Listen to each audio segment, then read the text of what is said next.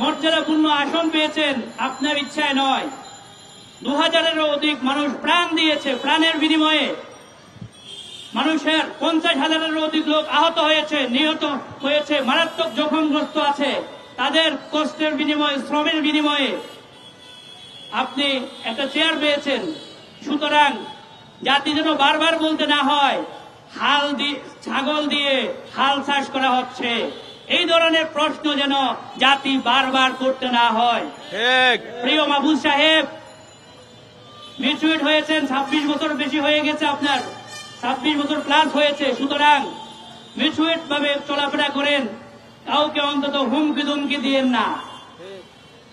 প্রিয় ভাইয়েরা আমার, তিনি যদি রাজনীতি করতে চান, পদত্যাগ করুন, জনগণের কাতারে এসে দাঁড়ান, কথা বলেন, আপনার ওপিনিয়ন দেন, সবাই শ্রদ্ধা করে গ্রহণ করবে।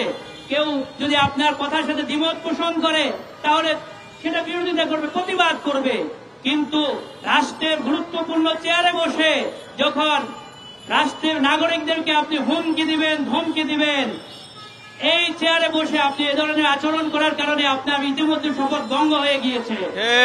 সুতরাং নিজের ব্যক্তিত্ব রক্ষা করে চেয়ারটা ছেড়ে দেন, জনগণের কাতারে আসুন, রাজনৈতিকভাবে কথা বলুন, প্রেস ক্লাবে আসুন, রাজনৈতিক দল গঠন করুন।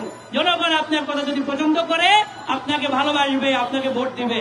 কিন্তু রাষ্ট্রীয় সুযোগ সুবিধা নেবেন, রাষ্ট্রীয় নিরাপত্তা নেবেন, নিরাপত্তার বলয় থেকে সুযোগ সুবিধা নিয়ে রাষ্ট্রের প্লাগ অন করে আপনি যেন তেন কথা বলে জনগণকে বিভ্রান্ত করবেন, এটা বাংলাদেশের জনগণ কখনো মেনে নেবে না।